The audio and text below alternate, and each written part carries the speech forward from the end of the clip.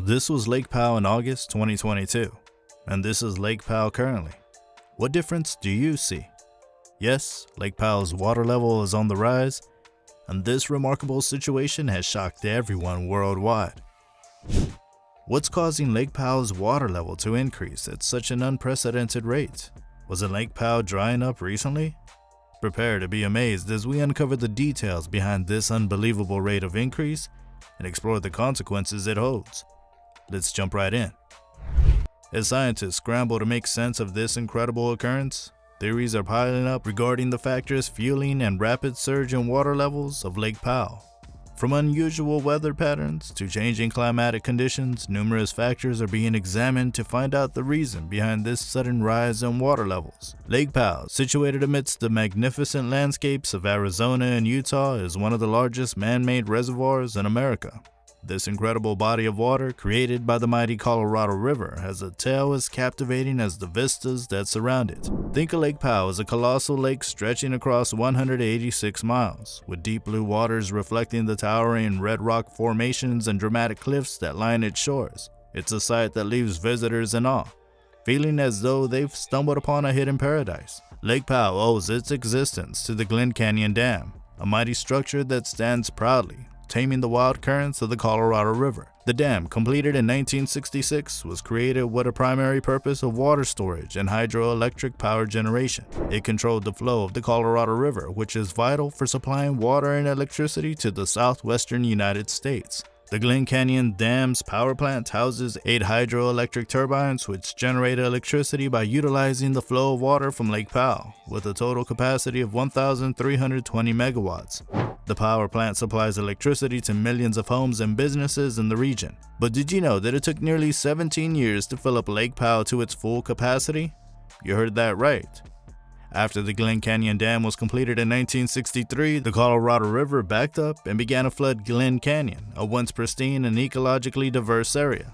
The newly formed lake was named Lake Powell, and it took nearly 17 years to fill it to its full capacity of 3,700 feet. This occurred on June 22, 1980.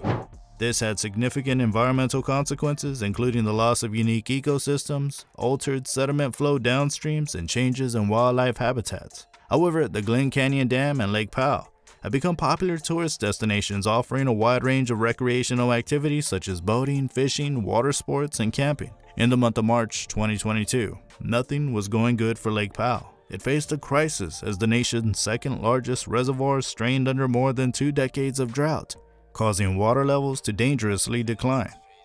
The reservoir reached a significant milestone as water levels dropped below 3,525 feet, posing a serious threat to hydropower generation at the Glen Canyon Dam.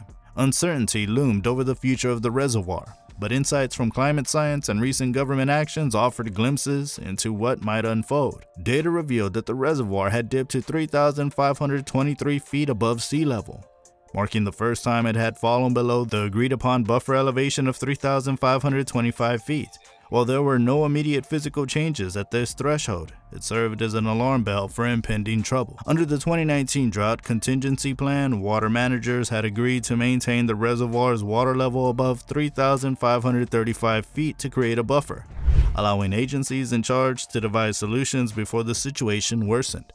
Experts warned that at 3,490 feet, the Glen Canyon Dam would reach its minimum power pull.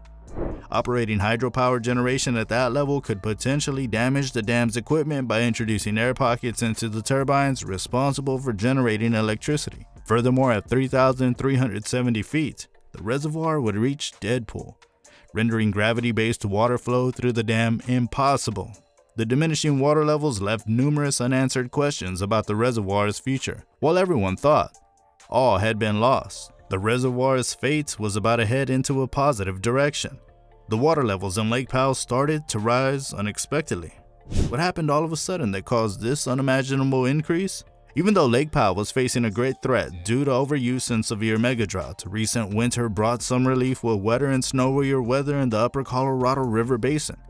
The substantial snowpack melting off the Colorado Rockies during the spring season has added to the water levels. Snowpack in the region peaked at more than 150% of normal, leading to increased snowmelt in the spring. As a result, Lake Powell's water level has been rising, reaching approximately 3,533 feet above sea level. Since the beginning of 2023, Lake Powell has seen a remarkable rise of 41 feet. Additionally, Lake Mead has benefited from the decision made by the U.S. Bureau of Reclamation to release more water from Lake Powell through the Glen Canyon Dam, located 360 miles upstream. This initial release took place in May, and since then the Bureau had continued to release more water on a daily basis compared to previous years. With the onset of the summer growing season downstream from Lake Mead, the Bureau of Reclamation is releasing even more water through the Hoover Dam. As stated earlier, in the summer of 2022, Lake Mead hit a historic low, dropping to a level of 1,040.71 feet, nearly 14 feet lower than its current level. Although it has experienced some fluctuations over the past 11 months, the water level has steadily climbed. Lake Powell reached its lowest point on April 11th this year, measuring at 3,520.11 feet above sea level. Since then, it has risen by almost 46 feet. This means that in just 55 days, Lake Powell has experienced an average daily increase of approximately 0.8 feet. Despite the recent increase, the forecast predicts a total rise of about 70 to 71 feet by fall. This would only increase the lake's water shortage from 20% to 30% of its capacity, indicating that significant gains are still needed. The snowpack and melt, while higher than previous years, are not expected to offset the water deficit in Lake Powell and downstream Lake Mead, which amounts to 35 million acre-feet. The ongoing megadrought and the impact of climate change necessitate continued water conservation measures and discussions among the Colorado River states.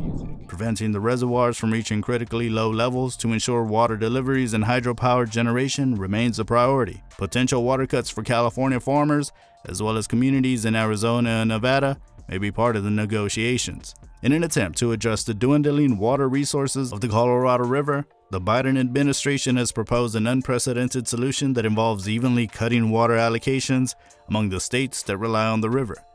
This proposal would reduce the water deliveries to California, Arizona, and Nevada by up to 25%, a level of reduction never seen before in American history.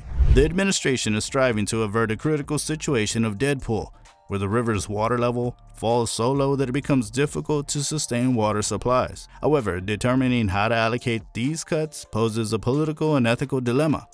The first option is to take no action, which would risk the occurrence of DEADPOOL. The other options involve basing reductions on seniority of water rights or distributing them evenly across the 3 states.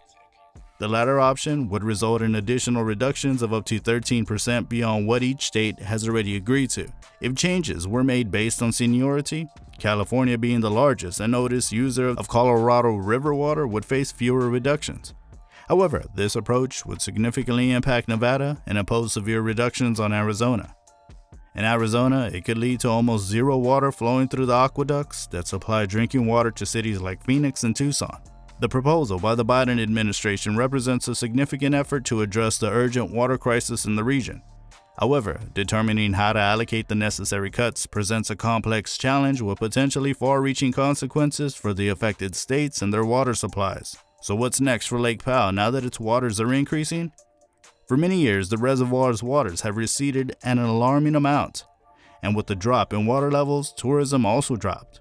Now with the water levels increasing at least 2 feet per day, tourism is looking lively in the Lake Powell area. This is good news for many businesses in the area, which took a massive hit due to the low levels of water in the previous years. People refused to visit Lake Powell due to this reason, which caused difficult times for the tourism in the area. More boat ramps are going open at the Glen Canyon National Recreation Area due to the current water levels. However, people shouldn't feel like the authorities have total control over managing the water from the Colorado River, because in reality they don't. They've been ignoring the problem associated with water shortages for years, and now it's finally clear to them that they have made a big mistake not acting on it in the initial years.